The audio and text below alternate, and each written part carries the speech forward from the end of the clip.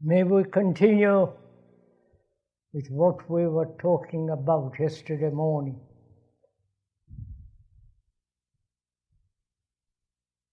For those who were not here yesterday, may we repeat something of what we said.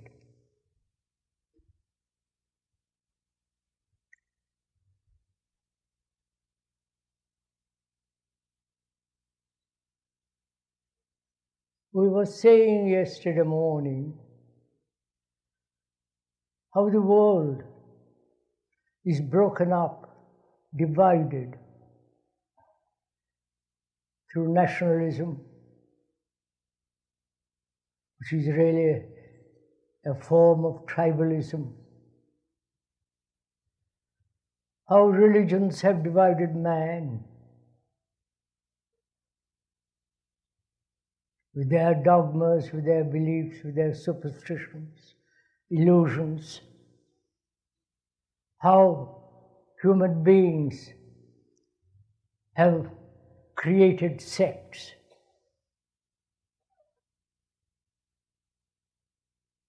Each one believing that they are going to lead mankind to a different kind of physical world and a so-called spiritual world.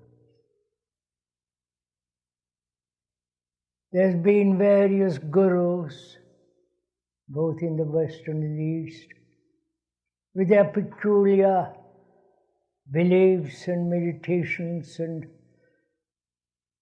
all that business. It's really a good business. And also, how man has created armies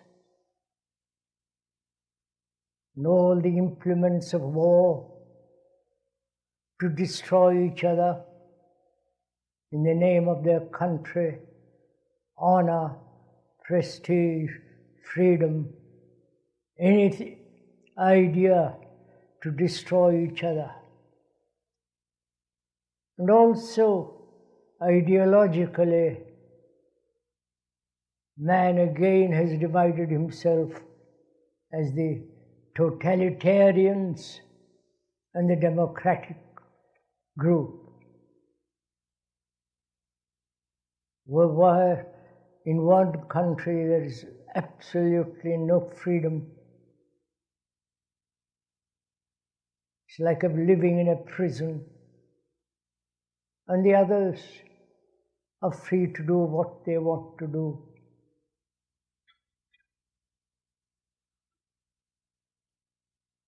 And also, man has divided himself with his beliefs. Take in this little valley, if you observe or if you have gone around, there are so many little sects, so many different congregations, different beliefs, different ideals, different prejudices, bias, and so on. They represent the world which is similar, with their bias, conclusions, ideals, faiths, following this person and worshipping that person, that symbol or the another kind of symbol in the East or in the West. Wherever you go, you see this extraordinary phenomenon that man, throughout his life, has broken not only the earth, the American earth, the English earth, the French and the Russian and the Asiatic world. Whatever he has touched has brought about misery. And also technologically, he has brought about great benefits. Technologically also, he's created wars. And so we were saying yesterday, the scientists have not helped man, has helped him technologically. But also he has helped to bring to further wars, the atomic bomb and the conventional war. So that scientists have not basically, fundamentally brought about a mutation in man's conditioning, nor the politicians, nor the religious leaders, the organized belief, the organized faith, the organized conventional worship of a symbol of a person, of a savior. Neither those people have helped man to end his sorrow, his loneliness, his despair and anxiety, nor the local priests, nor the gurus. Apparently, throughout the ages, man has been led. There have always been political leaders, religious leaders, and of course, national heroes who kill the most. And observing all this, which is not a Western phenomenon, but also in the Asiatic world, observing all this, if one is at all serious, if one is at all concerned with man's mind, his heart, his whole existence, he must either escape from it all through another form of isolation, commune, or become a monk, or escape through some form of entertainment, amusement, or, if he's at all serious, yes, to answer for all this. He's responsible for all this. We do not know how serious the listeners are, but if you are serious, what is your responsibility towards all this? How far will you go in your responsibility? How deeply, how widely? Or limit oneself to one's own little life, one's own little experience, pleasures, and forget the vast human suffering, poverty. Not be concerned or be concerned with a one particular type of war, or be concerned with the ending of all wars. Not only the outward war, but also the inward struggle of man, his eternal conflict within himself and with his fellow man. This has been the history of man.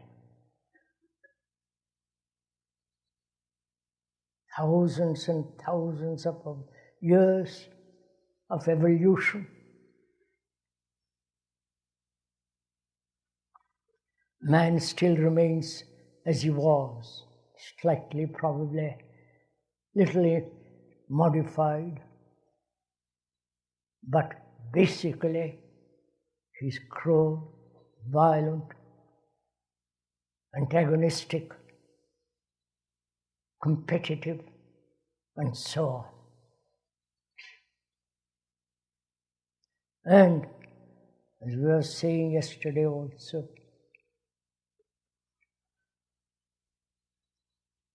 each one of us thinks we're independent individuals with his own sick, narrow problems and limited points of view.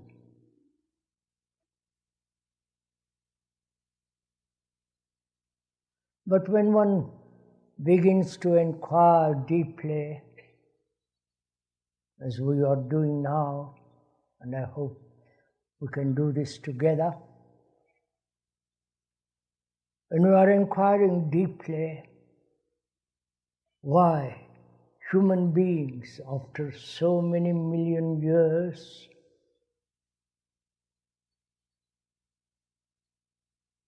why have we become like this? Divided, fragmented, contradictory, confused, everlastingly seeking pleasure, never ending his sorrow, never comprehending his relationship to the world and to each other. Why there is this infinite conflict between man and man. We were saying also yesterday morning that our consciousness, that is what you are, what you think, what you feel, your reactions, your beliefs, your conclusions, your experiences, your knowledge, your fears, anxieties, loneliness, despair and sorrow, and the fear of death is common to all mankind. Wherever you go, man is conditioned to this state. Wherever you live, whether in the affluent society or in some poor village, in a hamlet, far from civilization, there too man suffers, is desperately lonely, anxious, insecure, like the rest of the mankind. As we were saying also, seeing this, one begins to question whether there is individuality at all, or there is only humanity and you are humanity. Essentially, deeply, you are the rest of mankind. But unfortunately, we have been educated, conditioned, both religiously and environmentally, educated to the idea that we are separate individuals, each one seeking his own particular salvation, particular happiness, particular enjoyment of life. And this has given great sense of freedom, each one doing what he wants to do. that is choice. He thinks he's free because he can choose. But the movement of choice is in the same field, from one corner to another. This is not freedom. So we were saying yesterday, our consciousness, which is our human daily existence, is the rest of humanity. And that consciousness in itself is contradictory, in itself broken up, fragmented.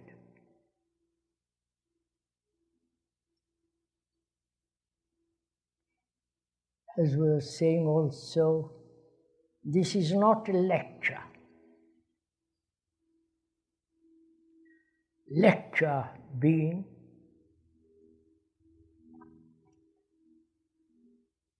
talking about a particular subject in view of giving further information about that subject. This, in that sense, this is not a lecture, but we are thinking together, if that's at all possible. Thinking together, observing together this extraordinary phenomenon of what man has become, what he has done with the world, with his own life and with the life of the world around him. And so we are observing very closely, impartially, dispassionately what we are and what we have made of the world. So please, we're at all serious, and one must be serious because the world is in a terrible state.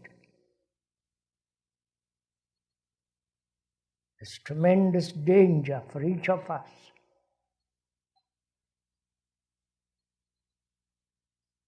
And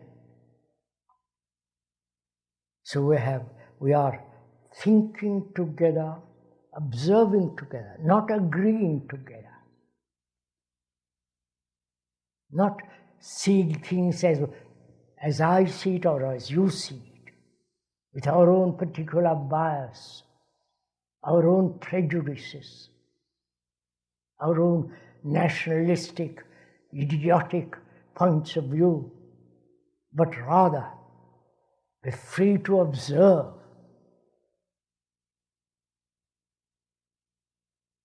Free to observe implies not to have any bias,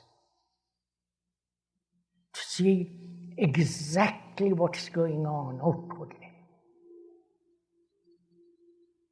If we do not see that accurately,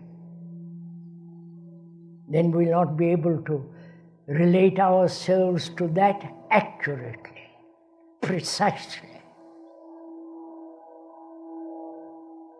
If one observes clearly, without any motive, without any direction, just to observe like you observe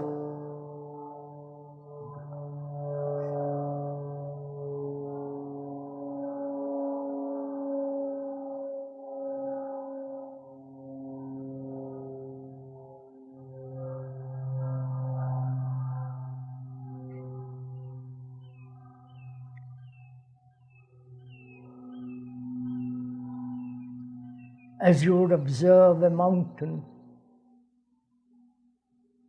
which is there, majestic, silent, immovable.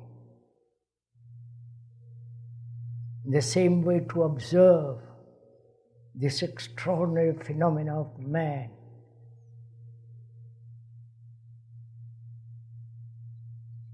So we are together observing closely, hesitantly, attentively, this movement, this tide that goes out and comes in, which is what we are. We create the world, and then by the world we are trapped. We have created this society. Not each one of us, but our past generations. We have those and us have created this present immoral, destructive society. And we are trapped by that society. That society is made by each one of us. So we are responsible for that society.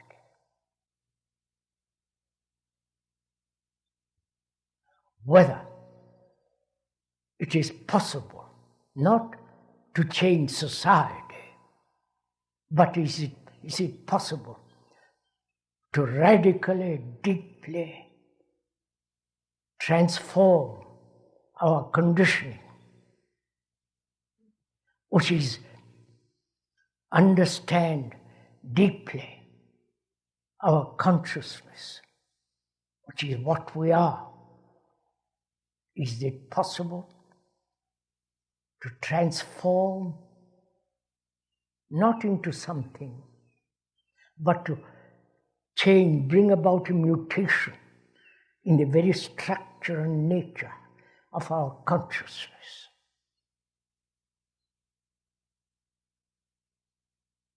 That is the problem. That is the crisis. It's not political crisis, economic crisis, or the crisis of war. But the crisis is in ourselves. And we apparently cannot face that crisis, or unwilling to face it. And so we try to escape from that fact through various forms of entertainment, religious, political, football, and all the rest of it.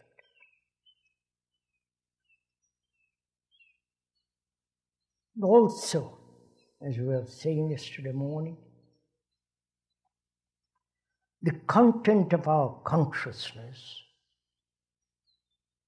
the content being what you think, what you feel, your reactions, your longings, your despairs, your pleasures, your depressions, your faith, your dogmas, your sorrow, your beliefs, your desperate loneliness, and the fear of ultimate death, possess all that's your consciousness.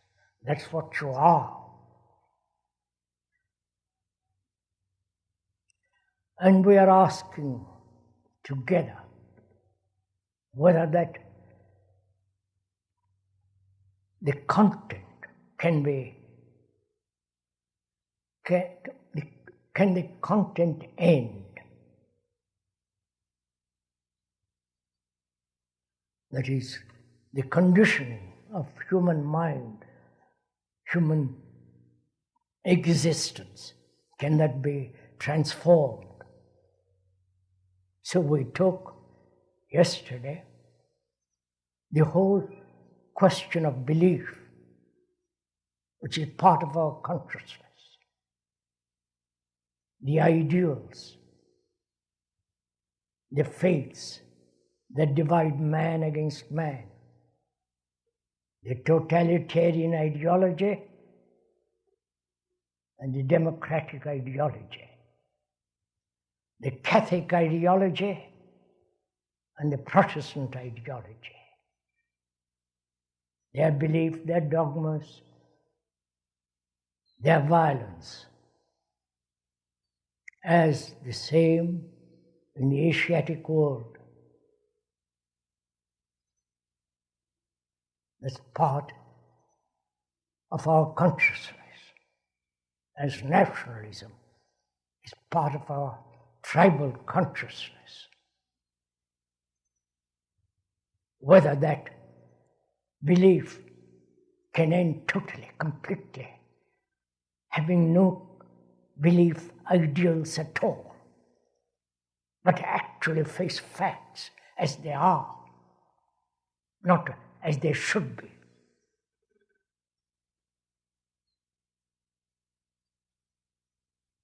Like each one of us, seeing the fact of it, the truth of it, the reality of it, the logic of it, whether we can be free totally from belief, from ideals, ideology.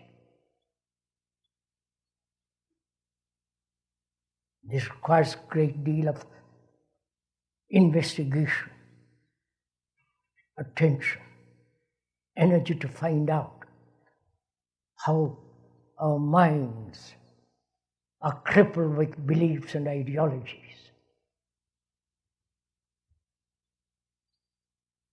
Which is an actual escape from that which is. And being incapable of meeting what is, we try to escape into some ideal, which we'll go into more in detail as we go along. And also we took yesterday this question of hurt, psychological, inward hurt of human beings. How each one of us, from childhood till we die, we're always hurt by something or other.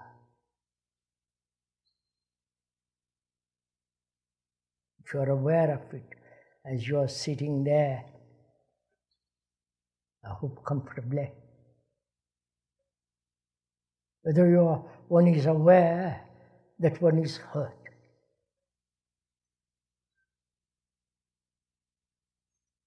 Deeply hurt by the parents, by the school, through comparison, through some kind of harsh word, through a gesture.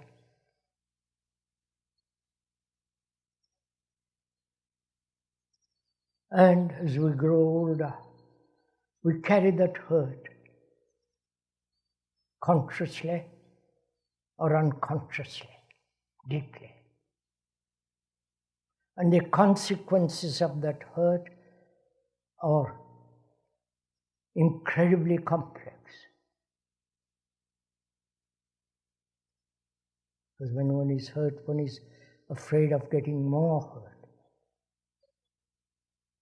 And the action from that hurt are either neurotic, defensive, and to defend oneself further from being hurt. And therefore, fear involved in that hurt. That's part of our consciousness. As we said, that hurt is the image we have built about oneself. Each one has an image about himself. Various types of masks, various qualities of and variety of images he has himself, built himself, or society has made him, has given him the images. It is one of these images that gets hurt. The image is me. The image is not different from me. We went into that yesterday. So whether it's possible to be totally, completely free from all hurts, never to be hurt, then only the mind can flower. Then only there can be proper human relationship with each other. So it's very important to find out whether it is possible to be entirely free of an image about oneself. And it is that image that gets hurt. We went into it somewhat in detail yesterday. So we should also go into the examination of further content of one's consciousness. That is, relationship with our fellow man, relationship with another, relationship with the most intimate person. In that relationship, as one observes in daily life, there is a great deal of conflict. There's a great deal of struggle, unhappiness, ultimately ending in divorce and finding another and beginning the same song again. This perpetual conflict between man and man, between man and woman. Why? We accept this conflict. Or, if we do not accept it and want to find a solution for it, we go to the professionals to help us. The psychologists, the priest, some authority, some specialist that will help us to get over our particular conflict with another. And apparently, as one observes, if you have also observed, this conflict doesn't end. You may cover it over. You may run away from it. You may somehow forget it and accept it. But there is the conflict inwardly in our relationship with all human beings, however intimate, however distant. We've never asked why. Whether that conflict between human beings, intimate or otherwise, can ever end. This is an important question to ask, because all life is a relationship. Whether you live in a monastery or in a commune, or live by yourself in a little flat, you're still related. Life is a movement in relationship. And in that movement there is apparently a great deal of conflict and misery.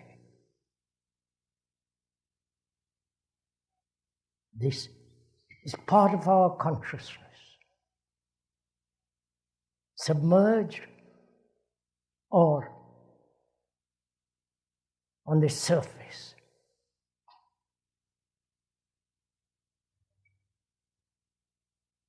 Why?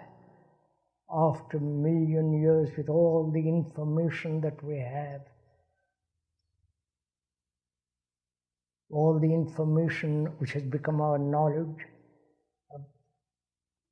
has not prevented us from this sorrow conflict of this relationship. Please ask yourself this question.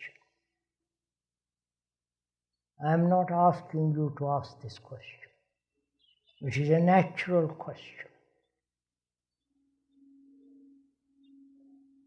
We have to face this problem and resolve it. If it is not resolved, if we live in conflict, we will inevitably create a society that will perpetuate this conflict.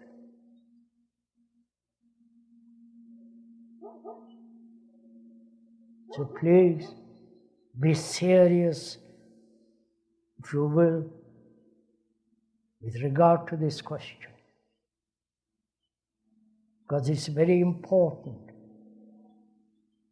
because we are facing wars. War is this ultimate result of our endings, conflict within ourselves, conflict with our most intimate persons. So this is a very serious question which one must find an answer and resolve it. It's not an academic question, a theoretical question. It's a human question in which we are all involved every day of our life. Why we live in conflict with our neighbor, whether that neighbor be far away or close by. Why we have this struggle, this conflict between man and woman. Various forms of struggle, sexual,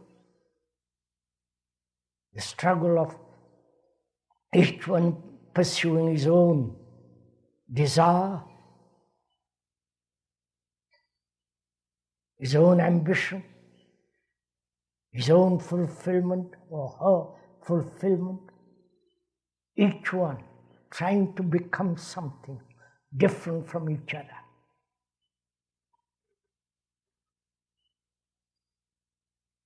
This is an obvious daily fact. You may meet in bed, but each one is pursuing different lines. That's like two parallel lines never meeting. And this is called relationship, in which there is no actual sense of love, which we'll go into. Love is not pleasure. Love is not desire.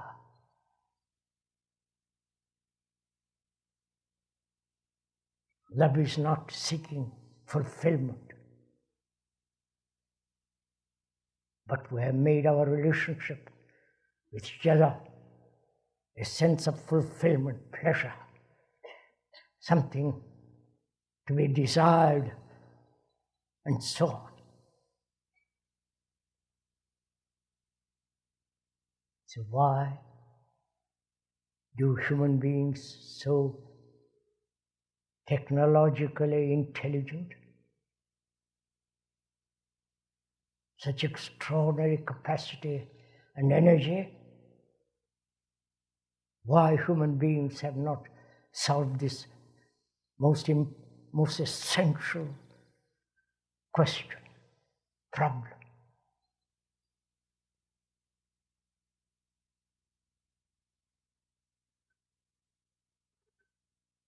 You may meditate. You may seek enlightenment.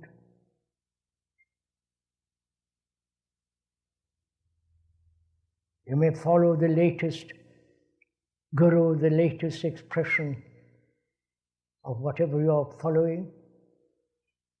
But if you have not solved this problem, all your spiritual attainments and technological achievements have no value at all. Because our life is relationship. Our life is something that cannot be lived by yourself in isolation. And because we live or attempt to live in isolation, we are bringing about great catastrophe. National, as a group, as nations which are isolating themselves. The American, the British, the French, the Russian, the Indian, and so on. This is a form of isolation. And in that isolation, they are trying to find security.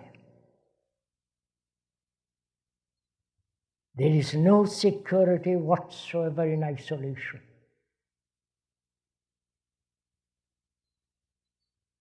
Because ultimately, that is, human beings are being destroyed. Similarly, if we have not resolved this essential, basic question of relationship, which is at present isolating it from each other. This isolation must inevitably breed all kinds of misery, confusion, hatred, anger.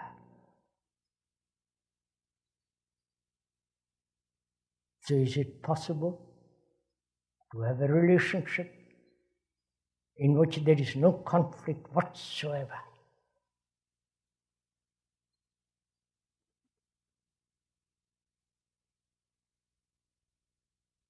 What is relationship?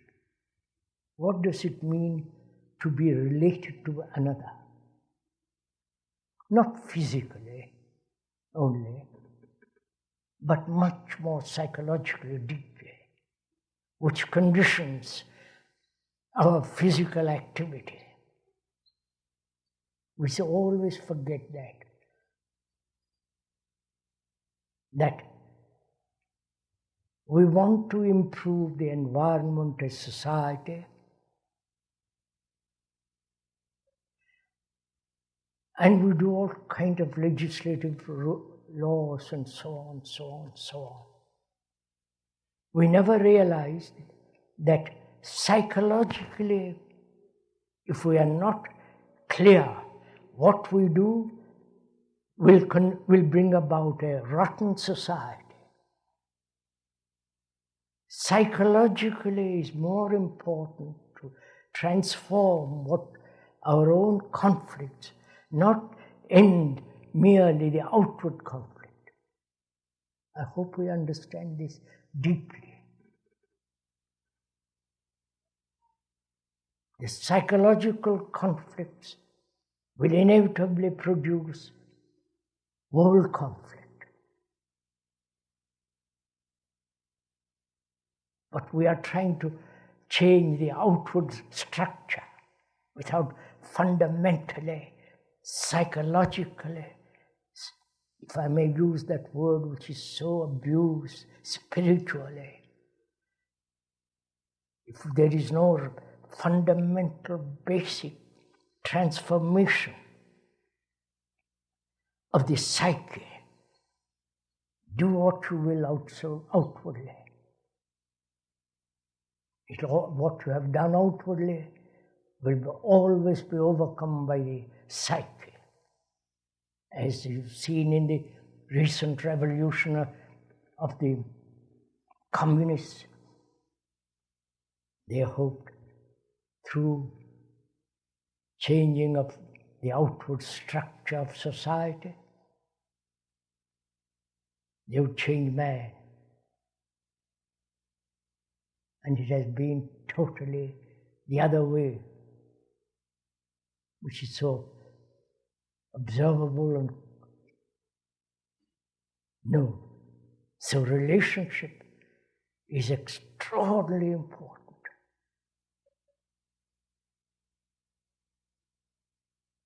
And why is there this division between man, woman, between himself, within himself, and with his neighbor? The whole process of relationship.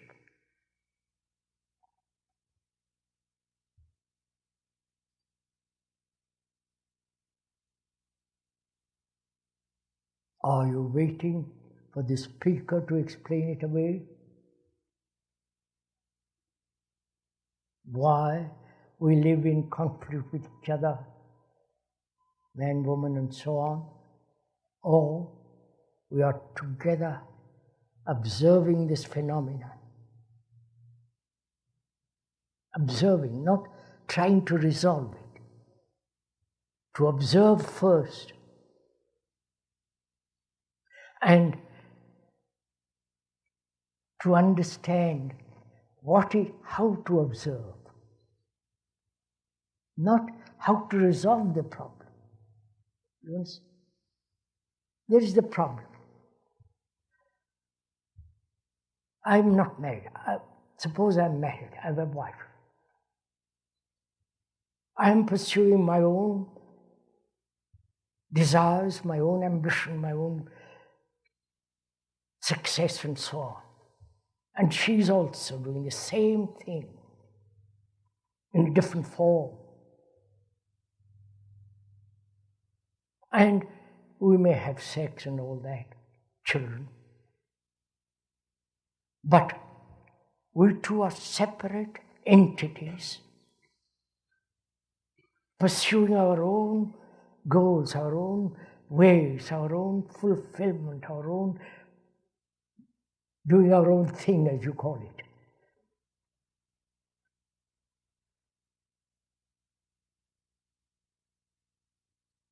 And naturally, my wife and I are in contradiction, quarrel, irritation, not able to adjust or not wanting to adjust. Because really, where there is love, there is no adjustment. So, what shall I do? What is my action or non-action? Please listen carefully. Action or non-action. Because non-action will be far more important than action.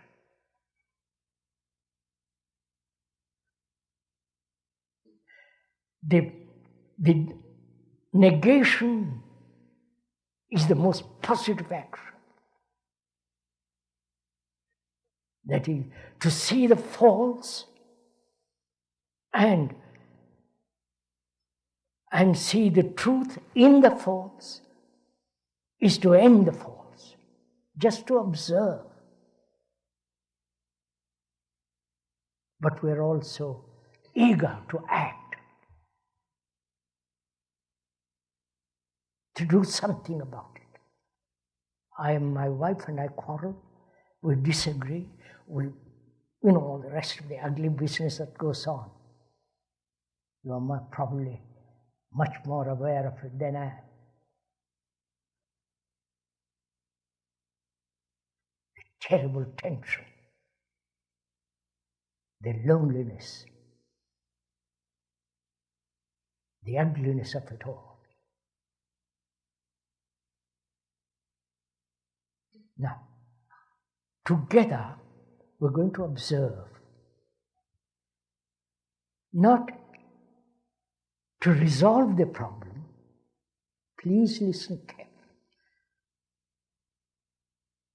Not to resolve, not to end it, or try to find a solution for this.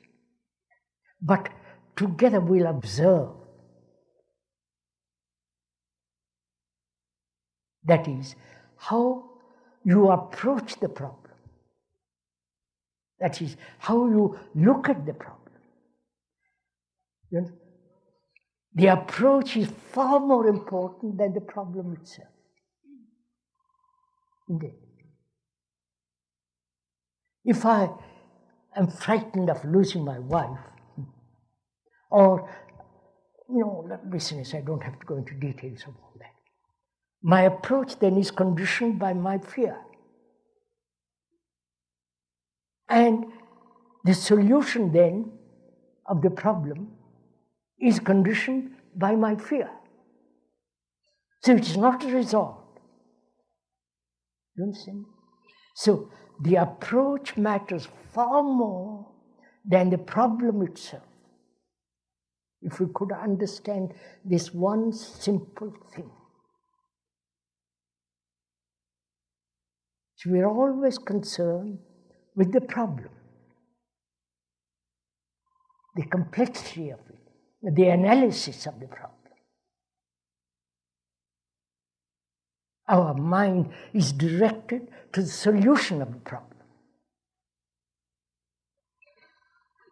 We are saying, the speaker is saying, don't bother with the solution, but how you approach, how you come close to the problem, how you observe the problem is much more important than the problem itself. Have you got this? Even intellectually see this, verbally, that the solution is not important. What is important is how you come to the problem, how you look at the problem. Is the problem out there and you are approaching it? Or, please listen, or the problem is you.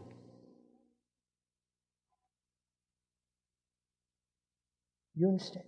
I won't go into that for a moment, but that leads to somewhere else. So as we are saying, the approach to the problem is all important. Right? Can we move from there? You are moving, not I am not moving.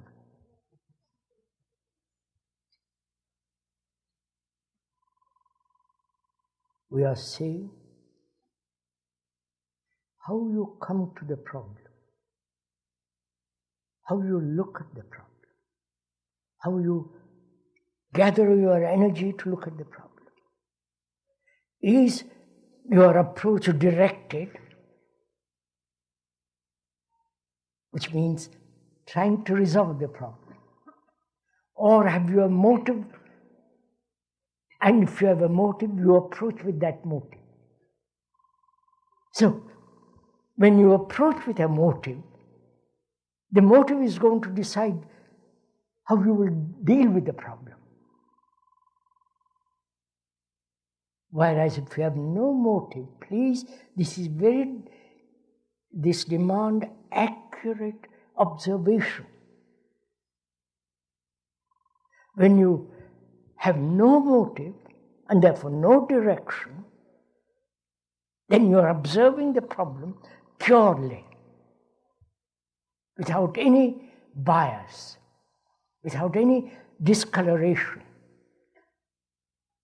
You are just observing it. Right?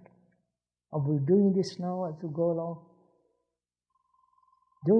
Please, this is not a game we are playing. It's not an intellectual amusement Sunday morning. It's very, very serious. Because life is relationship. If we don't understand that relationship, then we create havoc in the world. We destroy our children. We destroy each other, which we are doing now, through competition, through wars, through all the horrors that man is doing.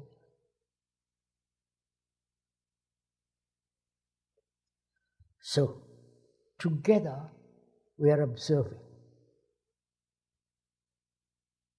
Why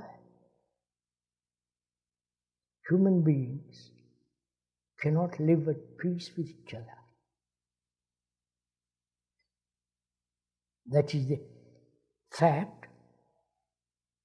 That's an accurate statement, not exaggerated. And our approach to it is either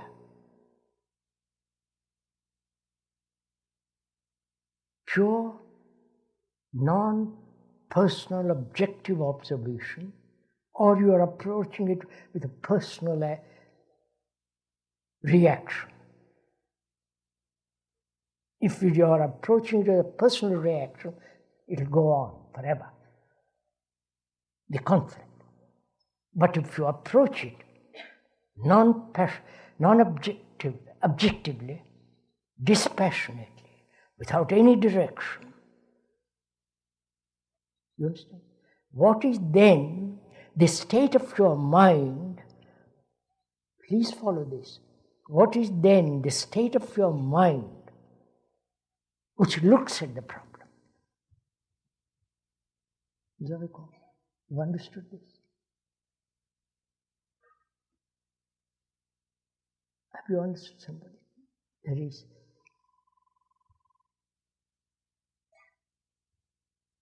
Or let's put it the other way. Why is there conflict between man and woman? Between man and man, the whole relationship. Why?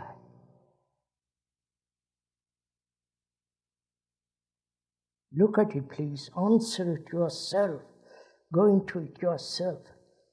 Don't depend on me, on the speaker. It's not worth it. It has no value. It's just a verbal entity, a telephone. But you have to find the answer. Why? Is it we're observing together? So you're not learning it from the speaker. It's not teaching you anything. Please understand this. It's not teaching you a thing.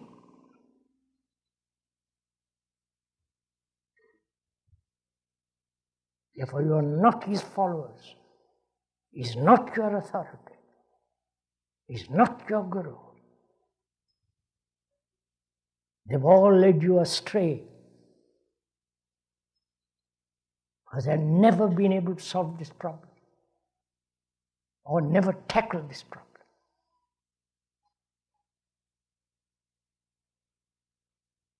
So, in observing together, we're going to discover why this conflict exists, whether it's possible to end completely, not theoretically, not for a day, end it.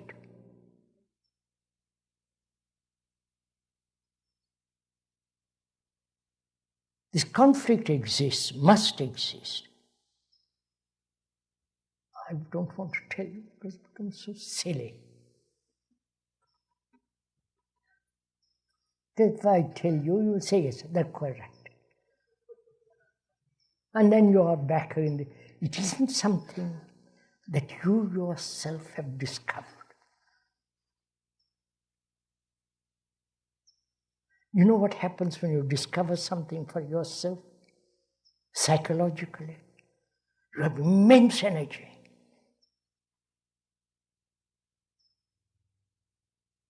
And you need energy to free the mind of its conditioning.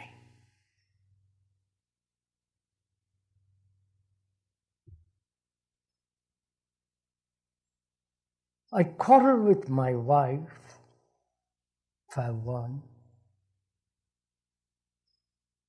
or the girlfriend, whatever it is. I quarrel with her.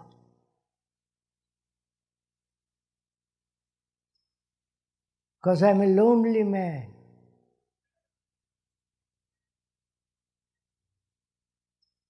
I want to possess her.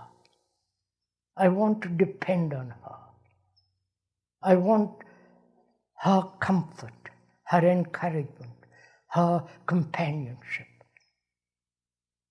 I want to have somebody who will tell me that I'm marvelous. So I'm building an image about her.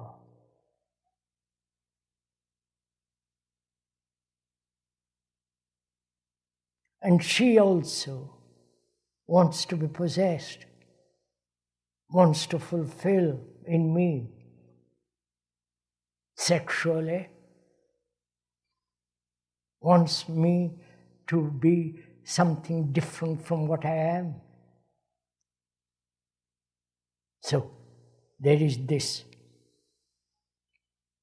Each one living it maybe for a week or a day or years, have built an image which becomes knowledge. Follow this, please follow this. Knowledge about each other.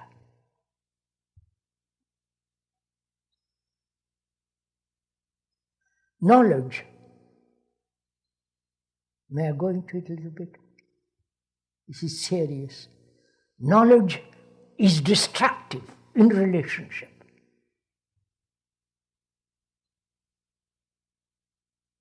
Right? If you once understand this, I say I know my wife because I've lived with her. I know all her tendencies, her irritations, her impetuosity, her jealousy, which becomes my knowledge about her, how she walks, how she does her hair, how she moves, you follow? I have collected a lot of information, knowledge about her. And that she has collected a lot of knowledge about me. So, the past, you follow? Knowledge is always the past, right? It's no knowledge about the future.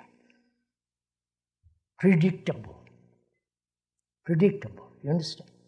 So I have knowledge about it, we have knowledge about each other, right?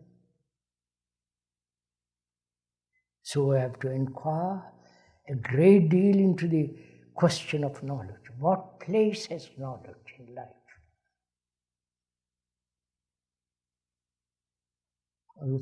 Are we together in this observation?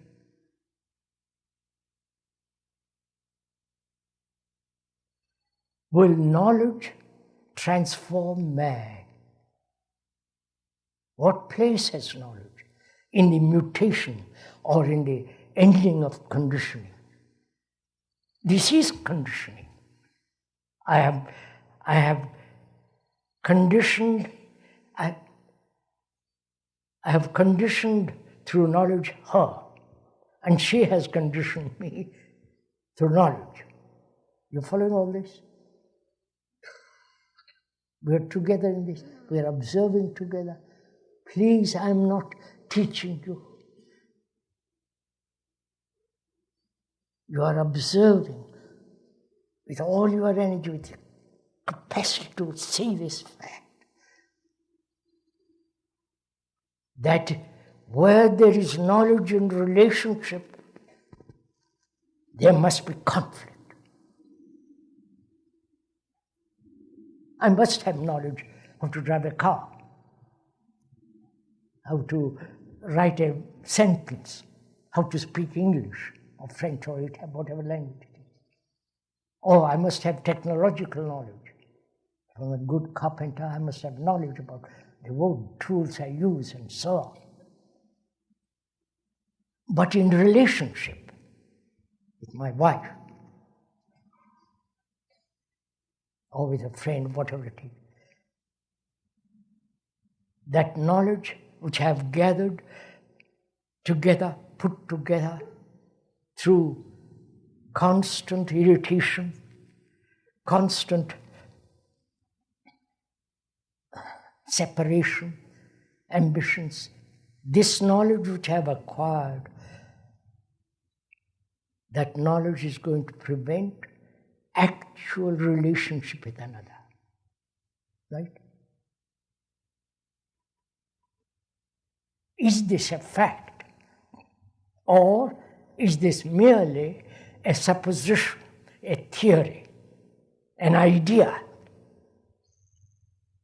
An idea is an abstraction of a fact.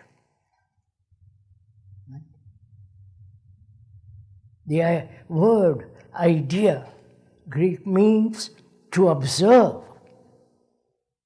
to see, to come very close to perception. Not make an abstraction of an idea. Make an abstraction which becomes an idea. So we are not dealing with ideas, but we are dealing with the actual relationship which is in conflict.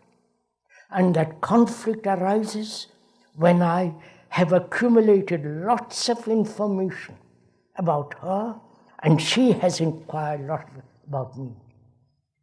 So our relationship then is based on knowledge. And knowledge can never be complete about anything in life. Please realize this. Knowledge must always go with the shadow of ignorance. Right? You can't know about the universe. Astrophysicists may describe, but to be aware of that immensity, no knowledge is required through information. You have to have that mind that is so vast, so completely orderly as the universe is. Then that's a different matter. So similarly, knowledge is in relationship,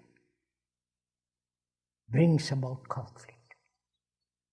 See the fact, not accept the fact. See the fact that knowledge has importance in one direction, in the other it has not. The negation is the most positive, you understand? Right? Can we go from there a little more? That is,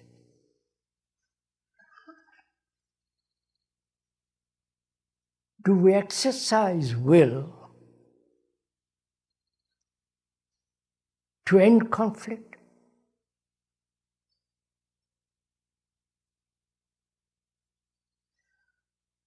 That is, to inquire whether will, that is positive action,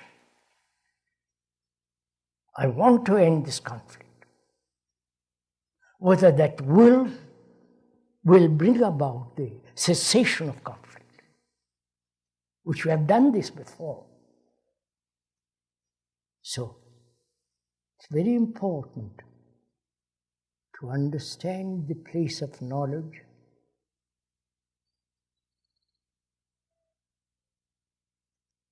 and knowledge as an impediment in relationship. Love is not knowledge. Love is not remembrance.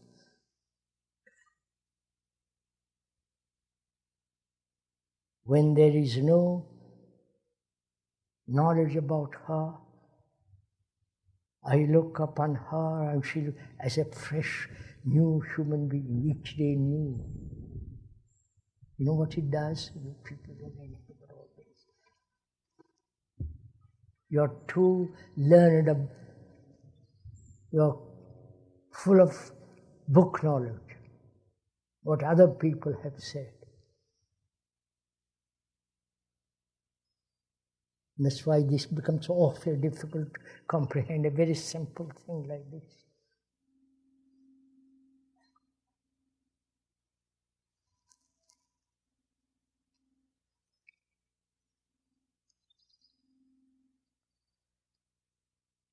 In 1:45, I'm sorry. We'll continue next Saturday and Sunday. We are dealing with a very complex problem of living. And that living is the understanding of our content of our consciousness. As long as we have not comprehended the totality of that consciousness, we'll always be in disorder. And disorder is the very nature of our consciousness. And that's why we took faith, belief, hurt, relationship. It's part of our consciousness. And out of this disorder of our order can be brought back, which we'll talk about next Saturday and Sunday. May I get up now?